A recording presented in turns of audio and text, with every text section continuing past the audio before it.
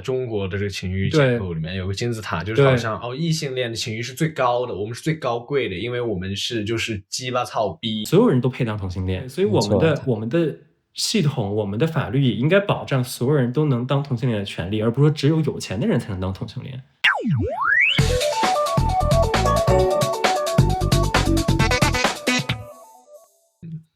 好，这件事情下面也是一件让人就是刚刚是男同被欺负，现在是直男被欺负。No， 直男都有啦，都被欺负这个事情。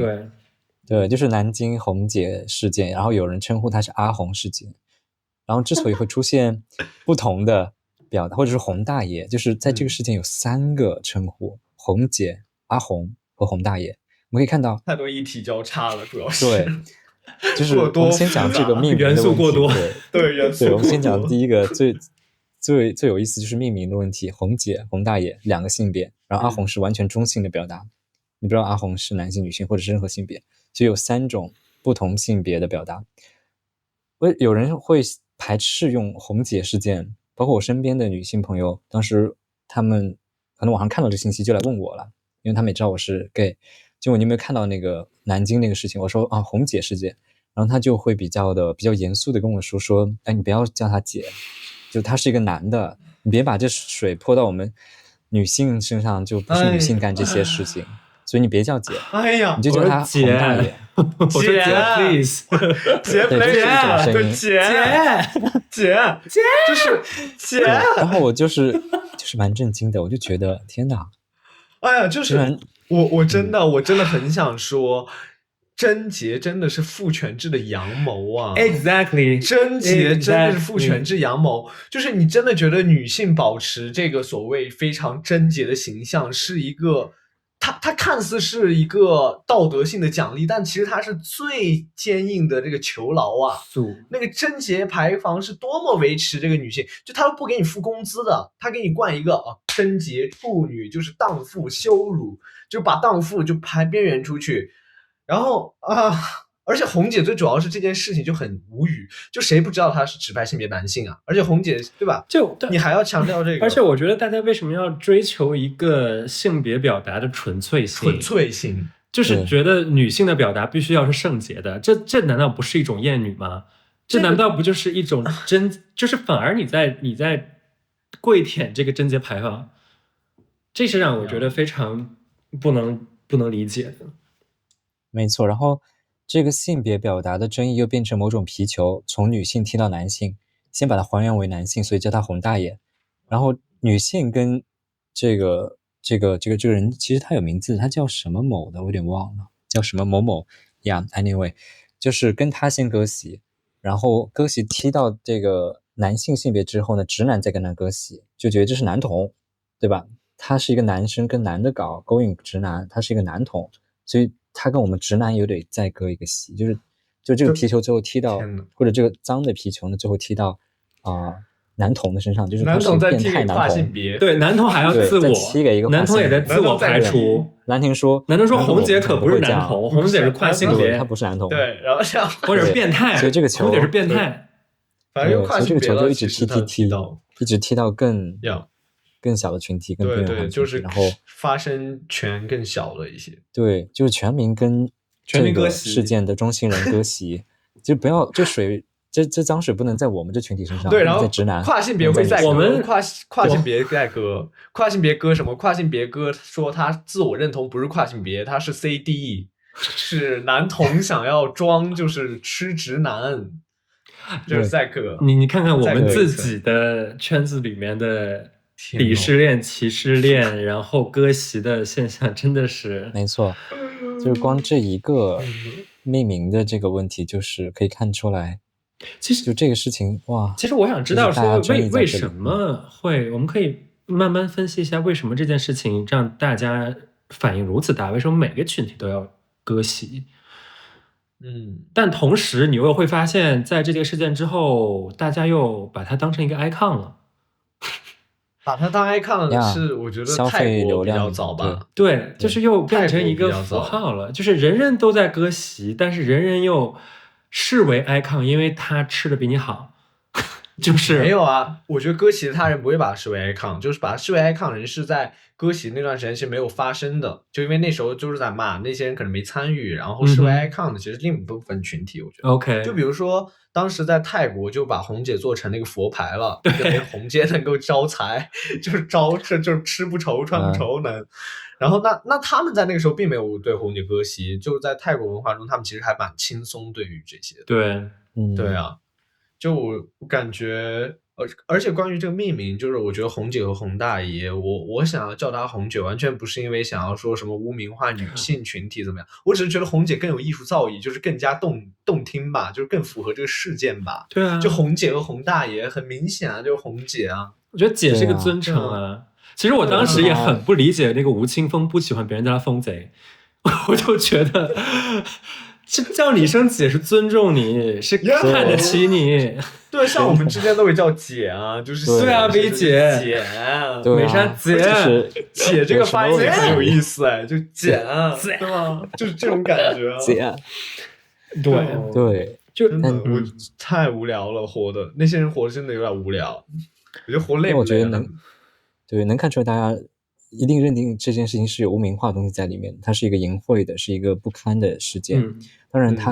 它本身违法的事实是没有争议，就是他偷拍了，然后这个上传到网上并且牟利了，这可能是另一个事情。但是本身呢，它作为一个而且这个通报里面讲说他是长期男扮女装诱骗多名男性，可能还有欺诈。但是我也想说，诱骗，我觉得是两相情愿的事情。诱骗，妈呀！男的装什么呀？诱骗，他妈是两厢情愿的事情。前几天还公园打人呢，这几天被人诱骗了，我的妈呀！对，分不清逼和屁眼的区别，然后。不是装，这个装不是个体性的，是一个集体性的伪装一个直男的尊严的一个行为，在为这种男性的纯粹性来辩护，而且还为这个情欲的纯粹性来辩护，我觉得很恶心。就我觉得妈的那个这个橘子水果什么，天天都往家里拿了，这还诱骗。这两厢情愿的事情，都知道他是谁。首先，我觉得咱们再强调一下，就是关于他偷拍这件事情，我们知道是不对的。对。但是网络的关注其实都不是偷拍这件事情，我们也知道这件事情。我觉得跟龚教授一样，就是大家又把一个公共领域的法律事件变成一个私人领域的道德审判。如果他们关注偷拍的话，那个 N 号房对吧？什么 Telegram 的偷拍女性群。就怎么没有人再去讨论为这些女生发声呢？恰恰是因为这里面有一些性别的因素在里面，大家就可以说到，就可以贬低，可以污名化这些群体，然后把自己显得我跟你割席，我是很高贵、很纯净的，我才不搞这些，你男同或者你们跨性别或者 anyway 你们是搞这些的人，就形成这样子的道德审判。所以我想根本重点都不在于他就是什么偷拍了，不经人家就传播隐私，就中国传播隐私也不少啊。对啊，但之所以关注这个事情，是因为性别的点，还有性本身的点，让大家有的人破防了，就是觉得他一个像老大爷的一个，其实他也没有那么老，他30几岁，30几岁姐真的是，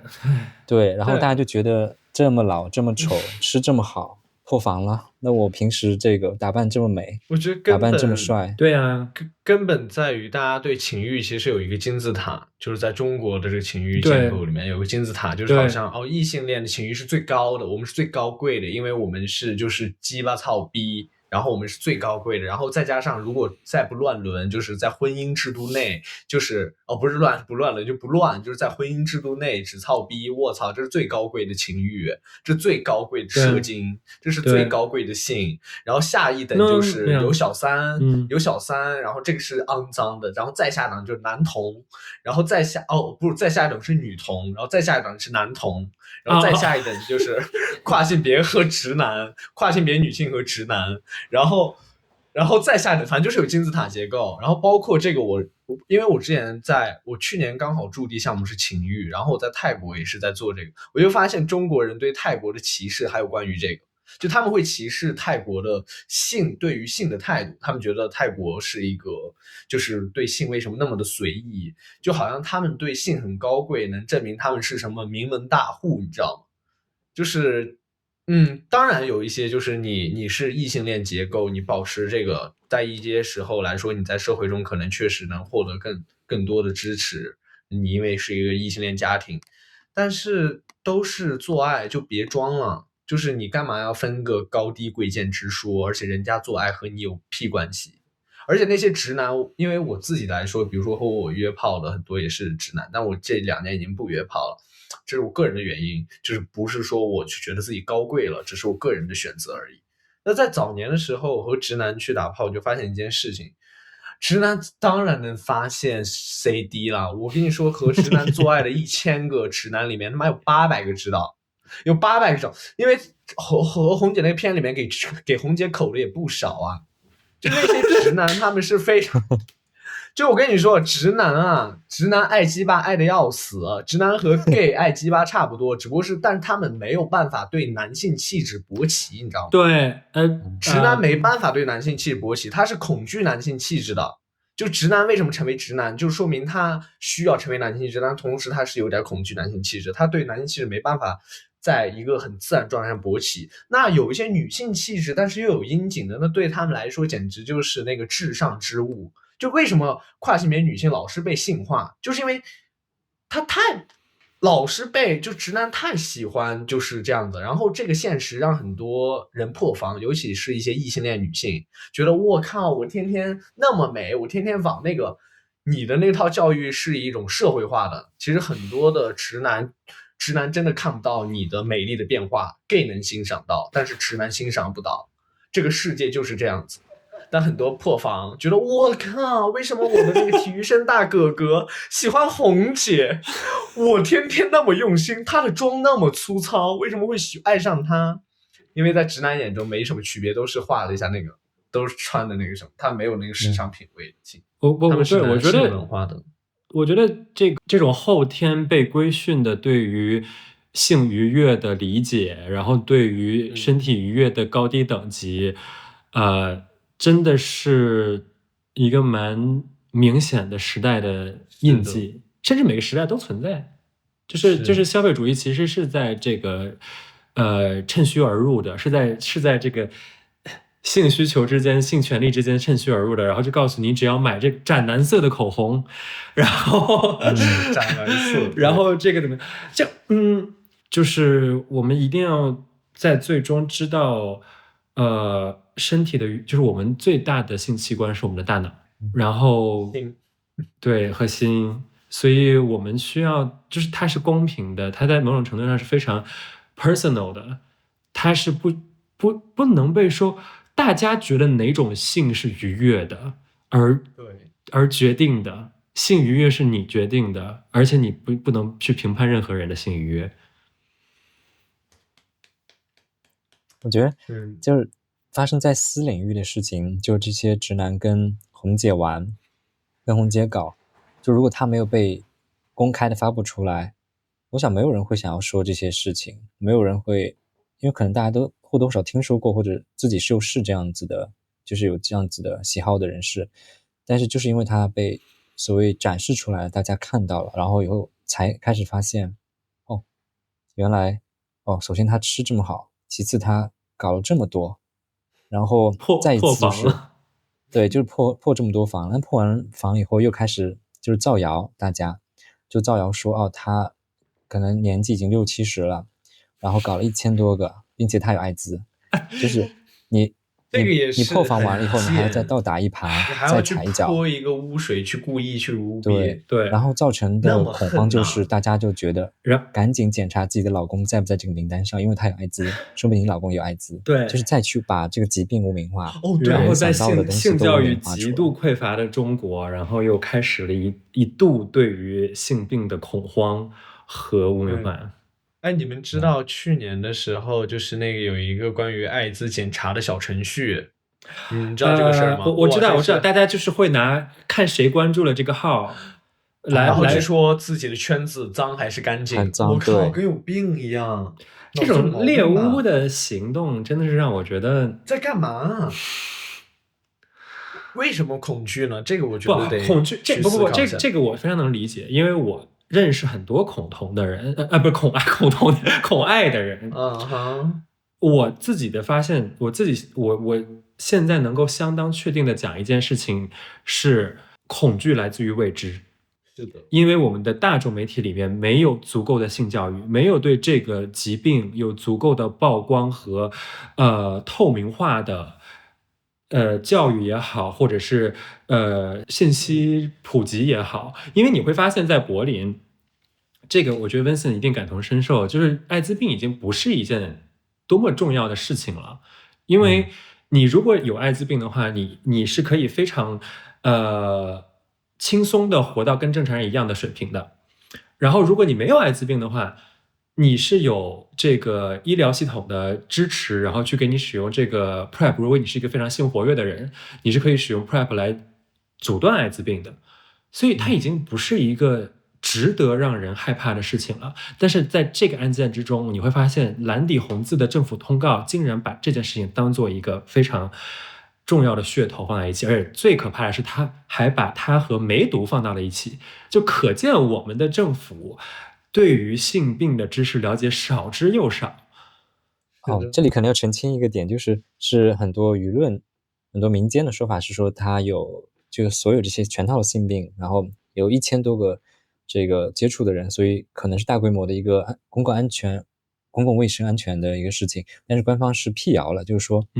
并没有这个1000多人之多这么极端的一个数字，也没有说他有故意传播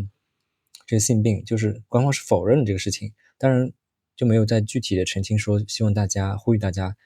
不要对这些疾病感到恐惧，你可以去正规的医院，有哪些的这个支援体系是什么的。但是就是相当于辟了一个谣，但是你辟谣并不能解决大家的恐慌的根源呐。因为大家恐慌的根源来自于对这些疾病的未知，对于这些的污名化。而且这个传播，每次艾滋病的传播都和性爱的奇观是放在一起的，奇观故事，它不是放在一个就是什么艾滋病科普，它艾滋病每次被传播都是和性爱奇观结合在一起。这跟同性恋一样啊，对啊，对啊，同性恋这个名词结合在一起。红姐也是出现在奇观里面，没错，完全是这样。就身体是奇观，性爱是奇观，甚至当中可能会有疾病的这个传播，但大家把这事情也奇观化，而不是说就新冠的传播和这个性病传播有什么本质的区别吗？但是大家对于性病的传播会是一个道德审判，觉得你是有道德的瑕疵才会导致这个传播，而不是新冠也是人与人之间接触而导致的疾病，其实没有太多本质的区别，但是两者是有截然不同的一个道德评判在我们的文化里面，我们的社会里面。所以可以看到这个事情把大家的不管是对性别的争议和焦虑，性别表达的焦虑，还有对于这个公共卫生的对于疾病的这种恐惧都暴露无遗。这一件事情而其实偷拍的部分都是很低的一个大家关注的点，其实都是这些，是一个很公共社会的一个事件。所以这件事情我觉得我们今天把它拿出来讨论，因为我觉得当时的舆论场除了恐惧以外，没有好好的在说这些，来理清这些事情，理清这些恐惧是什么，只有恐惧本身。对，所以也是没有被好好讨论完的一个事件，觉得我们得讨论。我觉得提到性病，我真的是我不知道该怎么表达这件事情，因为它又是一个非常复杂的系统，就是它涉及到很多层面。我想说的是，我前一阵子在刷抖音的时候，我就刷到有人做这种访谈妇科医生，然后呢，那个妇科医生他讲的每句话是有科学依据的。的确是梅毒，如果我们身体得过一次梅毒，我们的身体里面是会有这个痕迹的，但这个痕迹其实代表的是我们的抵抗力已经识别了这个病毒，其实会有更强的抵抗力。但是呢，在这位妇科医生上面就会讲说，哎呦，这一辈子那还怎么见人呀？你明白吗？就是这个科学事实和观念之间的这种莫名的错位，然后导致这种奇观化。这个视频是这个女生的访谈系列里面观看数量最多的。所以你可以看到说，大家对于这种奇观化，然后就是对于这种误解的再次传播，这种再次传播又重塑造了一个对于疾病的恐惧的文化，然后又导致真相一直无法。所以我自己也非常想研究的就是说，为什么在欧洲社会里面，它是怎么能做到大家减少了对于这些疾病的恐惧的？这件事情是我一直想研究的，我想了解。就起码我们现在看到了有很多组织，然后呢有比较客观和公正的这样的一个媒体报道。你刚刚提到的也是，确实梅毒我觉得是仅次于艾滋病，大家对梅毒、艾滋病、什么肝炎还有 HPV 这几个大类的这种性病比较恐惧和焦虑的，除了艾滋病以外就是梅毒，当然还有 HPV。因为这两个东西，一个是能在你的这个报告上面显示你曾经患过，对吧？你能够留下记录。另一个是像 HPV 可能它会有一个明显化的一个病征，人家能看到。那你小时候头上磕个疤，他也能看到，他天天看到呢，他怎么不明化呀？怎么说这一辈子不怎么见人呀？这不就是一个，这还是一个观念的问题啊。对这些东西，对，还是在觉得啊很不光彩，我被人看到，我其实得过这些病。对，比如说丙肝、乙肝得了，没有人知道，对吧？没有人就来给你测一测这个，但是你什么梅毒患过，你就有这记录了，然后HPV 就有记录，你就能看到。这个运作机制其实就是一个互相影响的，就是我们害怕其实是因为人言可畏，人言可畏就是因为害怕造成的误传，然后它变成了一个回音壁，不停的在互相的影响，然后就形成了一个这样的文化。所以要破除这些未知带来的恐惧，我觉得专业人士和媒体就占有非常大的作用。像专业人士如果还在专业人士还在散布这样子的恐惧和，那我就很难想象大家如何能够获取一个消除恐惧的信息。像我在德国去家庭医生，我开过 PrEP 也开过 PEP， 事前和事后预防我都开过。这两个药的都是直接跟艾滋病的这个感染挂钩嘛，就是一个是事前的预防，一个是事后暴露性的预防。然后我当时因为第一次碰到这些情况，我也很害怕，去找医生做咨询，就是要开这些预防阻断药什么的，要进行就是保护嘛。然后医生对于艾滋病感染这件事情，就是可能感染这件事情是非常非常的轻描淡写的，就是他没有任何觉得哎呀你这个不得了了，你要不赶紧我给你开这个吧。他甚至就让我选，他说因为他觉得评估下来风险不高，但当然不能排除100%风险。他就觉得你可以不一定要吃这个暴露后预防，但是你也可以吃。如果你选择不吃，最后过了这个就这个空窗期查出来你感染了，我们也有药，就是可以终身服用，他也死不了，他就是一个普通的病。就他非常轻描淡写的讲这一切，然后对我来说冲击很大。我觉得作为专业人士，他没有在我面前散布恐惧和焦虑，给我是一个定心丸。在我最害怕的时候，他是很镇定的跟我就是科普这些信息，医学的信息，然后他也不觉得感染了就是天塌了，对吧？就是对不起父母，对不起社会了，没有这种事情。是的，就是你感染了我给你治，对吧？没有感染我们也可以预防，你也可以选择你觉得风险没那么高，也可以不要做这些，也不必吃这个药。就他会有一个医学的判断，客观的判断，没有价值道德这些判断。接着你这句话，我想对，接着你这句话，我其实想接一下我们第一期录过的那个为什么我很反对把 PrEP 商品化，因为你会发现现在这个流量的时代，就是越吸睛的越能造成恐惧的，它就是能得到更多的传播。然后如果你的收入、你的利益是与流量是一个纯商业化运作的话，你当然需要更多的关注，才能得到更多的利益，才能有更多的钱。所以你就会更加的想要去制造更多的恐惧，让所有人都觉得自己好像这有病那有病，然后想要去得到更多的帮助。但是在一个医患关系里边，这是完全不公平不对等的一个交易，因为医生代表的专业，他代表的是对于你生命健康的一个评判权。但如果他的评判权不基于事实，不基于客观的你的身体状况，而是基于说你害怕就会多开药，我就能多挣钱，那这样是一个非常不可持续且不公正的一个模式。没错。在国内不就是这样吗？然后反而大家来到欧洲以后吃病了，就感冒了不给开药还焦虑。对对，很多人是这样，就真的不用吃那么多药了。对，就是真的大家就觉得很焦虑，对，大家觉得没人管了，觉得要死了。那其实那个当然是，哎呀，真的不是。也可怜了，大家被塑造。当然也可能大家一直活在不安全的一个环境里，所以恐惧第一是对，无知造成恐惧，恐惧也是权力最喜欢的东西，因为你想抓住一些事情。对，非常好。那我们下一个吧。那我们就给红姐这个事件收一个尾，大概到9月。对，我觉得最难受的几件大事件已经过去了。大事件就是今年香港的同性伴侣关系登记条例草案被香港立法会大比例否决。那在2年前，当时香港的终审法院是要求港府在2年内订立一个替代性框架，以保障或者说承认同性婚姻。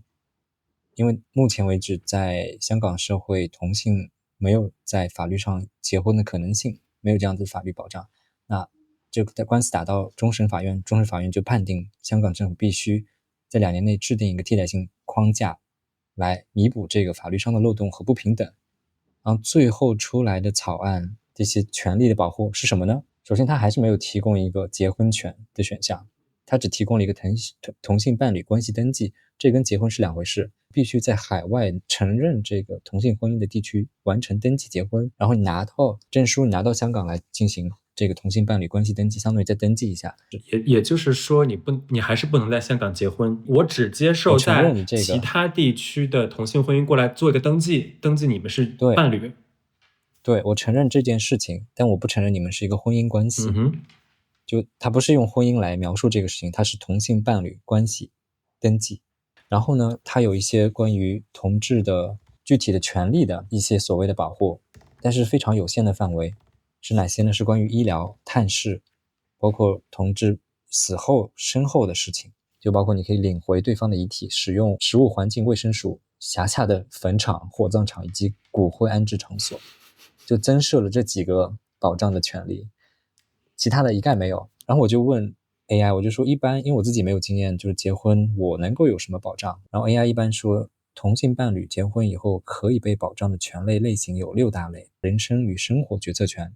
就包括这个刚刚也提到的医疗探视权，还有什么呢？财产与经济权利，就包括你们共同财产的划分、继承权、税收与社会福利，包括住房补贴、社会福利认定，这个法案是没有提到的。第4个是亲职与家属权利、共同收养权、继承权，这个整个权利都是没有的。然后第5个是移民与居留的权利，最后一个是象征性与社会承认，也就是说，你这个社会正式承认你们关系的正当性，减少歧视，不再视为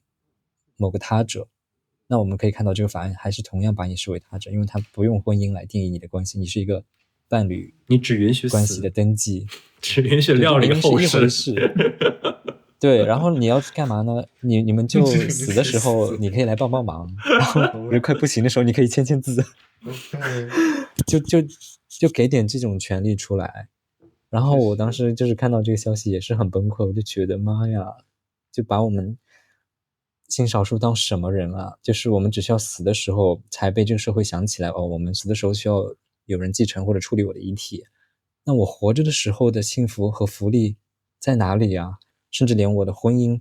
都没有办法说出口是一个婚姻，在这个社会里面。所以这个法案尽管是有进步的，但同样可以看到它还是非常一个歧视性的法规。就我真的想不通，保障异性恋的权利为什么在同性恋身上这些东西都其实我觉得说不来。我觉得作为中国人或者简中地区的人，其实我并没有意识到同性恋和异性恋的权利差别有多大。我从小到大都是就没有意识到，我就在反思为什么我没有这样的差别意识，并不是因为它不存在差别，在某种程度上是因为我们简中地区其实并不知道公民活着应该有什么样的权利。不光是同性恋，其实异性恋我觉得也不知道的，因为我们没有明确的一个公民宪法或者公民的一个权利约定这样的一个系统。所以其实你会发现，为什么我们现在在这个市场开放之后会变得如此的拜金主义吧，或者是唯金钱至上，因为我们不知道我们能够有什么样的权利，社会应该对我们有什么样的保障。所以对于我们大部分的简中地区人来讲，只有钱是唯一的保障，只有钱是一个你安身立命的之本。可能也是因为这个原因，让我们如此的原子化，因为我们把每个人视为竞争对手，我们每个人只想给自己挣更多的钱，但我们并不知道说，其实我们如果团结到一起，我们能有更多的福利，我们会有更放松的生活。就是你刚刚讲这个法案，这个人必须要先出国，他需要有钱出国买起那张机票，出了国跟另一个人在那儿办理了结婚，他需要这么多的钱去干的这些事情，然后才能回来登记。也就是说，如果我是个本土长大的土生土长的香港人，我没有那么多的钱，我可能就是一个我是一个扫地工的孩子，我没有这么钱，我没有出过国，我不配做同性恋。所以从这件事情我们又可以思考到，为什么我们的简中这一代的男同性恋是一个非常消费主义、非常物质主义的一个社区，就是这个样子。因为没有钱，你其实是不配当同性恋的。在这个系统之下，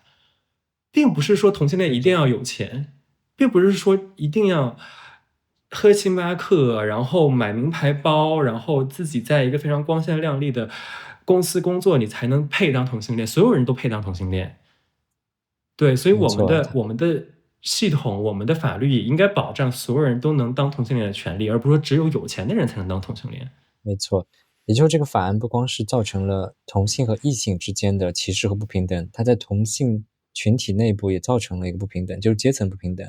如果我没有文化，我没有钱，我根本不可能出国或者去了解这些信息，看到这些信息，我没有这个能力和文化水平，那我真的是不配结婚。即便我想，那可能受过好的教育的、有钱的、有资源的，我可以去海外登记一次，然后我飞回来，对他们来说可能也挺好的，对吧？就是举手之劳，很简单的事情。但是这样子不平等，就完全在分化，不光是分化社会，还在分化这些对阶级。就当然他没通过了，就他也没有生效，就是但是本身来读一读这个法案，就可以看到异性恋顺直在制定这个对少数群体的法案，可见是怎样的一个，就是最后出来是一个这个东西，还是把我们当作非人和非正常的普通的民众公民来对待的一个歧视性的法案。它消解了一些歧视，但同时它也造成了新的歧视，同样还是不给我们有一个正当的存在的承认。对，我觉得香港的大环境其实也是在悄然改变嘛，所以很多的事情有大环境的因素，对，不可否认有大环境的因素。好了，这个事情就基本上结束了。其实还有一个事情要补充，就是我想补充的就是这个我们今年对于耽美作者的这个跨境执法和跨区域执法，以及非常荒谬的一个罪名，就是把这些女生在写耽美同人文，而且是在一个台湾的网站发布，把它确定为一个传播淫秽作品牟利的案。就这件事情让我觉得非常匪夷所思。他们地方政府没钱。对，首先我们可以看到这个里面通过抓来赔钱。对，但是我可能想补充一点，就是我非常推荐大家去看我非常喜欢的一个记者写的文章，叫罗杰奇，写过一篇文章叫做为什么德国不禁止色情作品，大家可以去看一下。我觉得首先罗杰奇她是一个母亲，她是一个妈妈，然后呢她在讲说她自从搬到德国之后，然后她的女儿在书店看到一些，还有同学看到了一些这个成人作品或者是色情作品，他的一些理解、感受和思考和他的调查。好的，我们9月份还有一个就是这个电影 Together 同甘共苦被换脸这件事情。没讲过。这个是9月12日上映，然后呢，有人在中国的公映版本发现这部电影里面的同性婚礼情节被换脸成了异性婚礼，而且是 AI。就是之前当没有 AI 的时候，我们可能就删减了，我们就可能把它删掉了。现在就是可以开始篡改了。我觉得，对，结合我们上一部分讲的，说那个当时那个Eurovision 去给彩虹旗打马赛克这件事情，下次就直接把它全都 P 成那个5星红旗，然后所有人都指着5星红旗，多美啊！万邦来朝。对，最近他们不是在那个冰河凿那个国旗呢吗？我觉得挺厉害的，真的是挺厉害的，都是当代艺术家，太厉害了。那我们先把它讲完吧，我们先把后面事件赶快带过。对，9月份有这个换脸，11月份我们最常用的小蓝小红下架，10月28日滨崎步上海巡演被取消。我一直说要把这个新闻加进来，因为在我这个年代，滨崎步真的是日本的，也是算是一个同志 icon， 所以他的上海巡演被取消，临一天取消这件事情让我觉得还蛮惊讶的。然后那最后的一条信息就是对中国从2026年1月1日起，中华人民共和国治安处理处罚法正式实行，其中的80条对淫秽信息的处罚做出了明确细化，对传播淫秽信息加大了处罚力度。好，无语啊！我感觉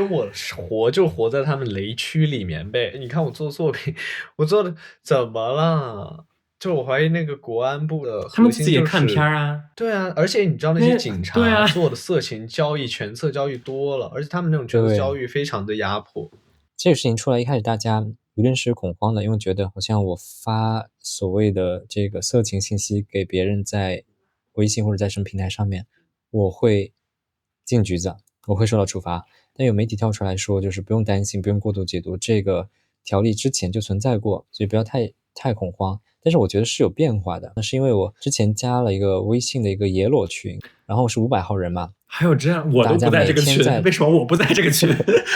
我每天看就补一个，为什么你不在？对，我就看得很爽，大家在里面发那个野裸的照片和视频。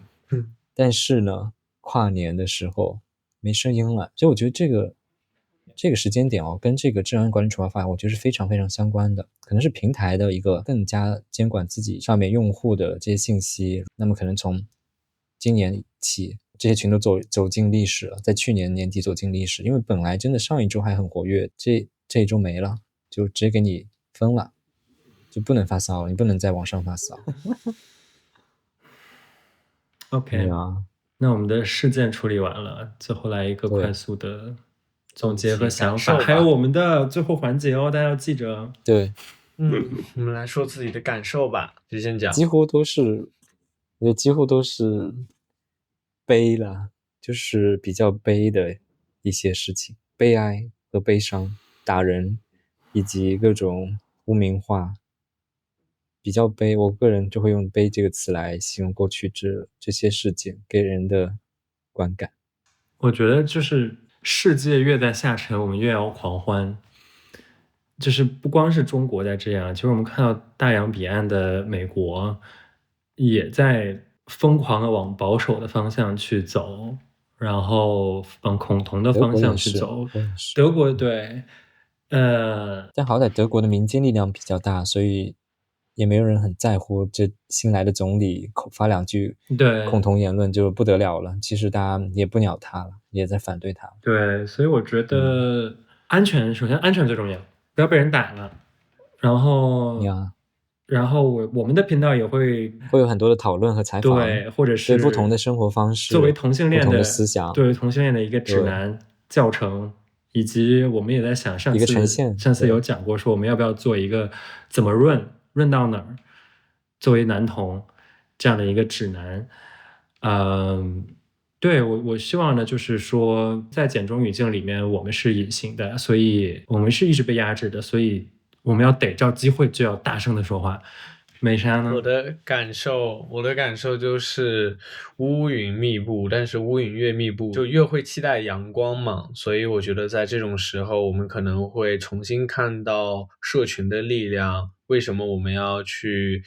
尊重和我们相同身份的人？在这些的过程中，反而我会觉得明天可能会更加的带来一个更夯实的美好。这个夯实的原因是因为我们知道那些灾难的原因。所以我希望在国内的宝宝们能够照顾好自己的情感情绪，多观察自己，多觉察自己，然后世界一直在变化。对，我们希望今年是一个有希望的一年。如果大环境没有希望，那我们就从自己身上找到这个希望。我们可以做很多让我们感受到希望的事情。我觉得我们在去年年底和今年年初来开启这个账号，我觉得是一个很好的作为一个承前启后的一个事情吧。我觉得是给人希望的一件事情。就像我今天讲的，我们致敬我们这个简中顶流播客不明白播客，我们希望每一集我们都可以分享与男同、酷儿、性少数有关的任何东西。我们可能不一定是书，可能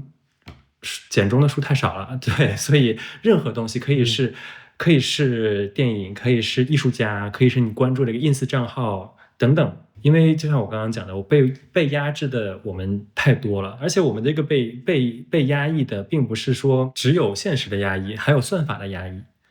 所以我希望我们也能通过这个我们的聊天打破这个算法，让每个人自己在看什么好东西分享出来，让大家都看一看，然后都团结起来变成一个 community。 好，那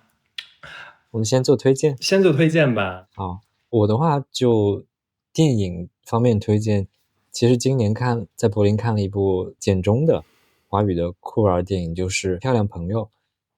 是滚金导演的一个同志电影。我觉得很惊喜，因为很多年没有看过就是简中环境下出品的这个同志电影。然后它内核是一个喜剧我不做过多的剧透，我觉得大家可能也不太有资源吧，就我不知道什么时候哪里能看到，但是如果有机会的话可以去看一看。我觉得是近年来的，我觉得是比较有代表性的一部这个华语酷儿电影。然后创作者的账号，我觉得端传媒的这个爱玉露，它就记录了很多多元的，就是作为同志身份或者作为性少数身份的多元的生活方式。我也看到别人在实践一些我还蛮认同的想法，所以我还蛮推荐大家可以关注端传媒的爱玉露频道的更新。OK， 我就推荐2个。好。我推荐的是大佛顶如来密因修正疗愈菩萨万行手楞严经。这个为什么和酷儿有关呢？其实佛法一直以来和酷儿的这个渊源是很深的。因为修行到底修的是什么？修的就是那个欲望，就是首先你是不是要觉察到你的欲望，然后你是谁这件事情，然后去探索原来欲望不构成完整的你。楞严经呢，它就是整部楞严经可以去看白话文的，它其实就是在告诉关于你是谁，你的欲望不是你，那哪些东西都不是你呢？那你到底是什么？什么是不生不灭的？我觉得我并不是说是要推荐什么一个宗教性的，我觉得你可以把它当做一本书去看。然后账号的话，我推荐一个比较有趣的，我关注了一个油管博主，就是他是一个在全球就是吃直男呢，就吃直男，就是红姐的没有被污名化版。就我希望大家看这个的时候就是当个乐子，然后不要觉得我也要去吃，我一定要吃到。你要是吃不到的话就别着急，吃得到的话你就自然吃。就搜 Shameless Sis， 他的频道非常有趣，他这个人也是一个非常有趣的人，你们看他绝对会觉得发现宝藏。好的，非常好我推荐一个最近比较符合我口味的那个 gay 片厂牌，但也是个老厂牌了，叫 Bel Ami， 也叫漂亮朋友 Bel Ami。然后呢，它就是非常美，非常年轻的活力的 twink 的肉体这样子的。然后他拍的手法也非常的，就是我觉得好的黄片就是需要有考究的，它不能就是那种偷拍或者素人的，我就觉得非常的不成熟，也不尊重我作为一个观众，你知道吧？但是当你看到很好的作品，很好的拍摄手法、构图，然后演员也非常这个投入，然后你就会觉得这是个非常好的作品，你就非常欣赏它。所以我觉得贝拉密是一个很好的厂牌，也大家有空可以去看一看。好可爱，你推荐狂片厂牌，挺好的，挺好的，有严肃也有活泼嘛，特别好，特别期待啊！希望我们可以做到那一天，希望我们这一期不会在2月份发出来。好，那谢谢各位，美美鼓掌，结束今天的对谈。好，小鼓掌。